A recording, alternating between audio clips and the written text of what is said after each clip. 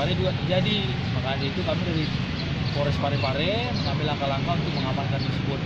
Dan sampai hari ini, hari ke-18 Ramadan, kami dari Polres Parepare berhasil mengamankan 81 unit kendaraan roda 2 yang diindikasikan melakukan balapan liar. Nah, ini merupakan upaya-upaya penanggulangan dari Polres Parepare yang intinya kami akan memberikan efek deteren lah, efek jerah. Dan nantinya ini kendaraan ini akan baru kami lepaskan nanti setelah Lebaran. Nah, ini memberikan efek deteren pada masyarakat.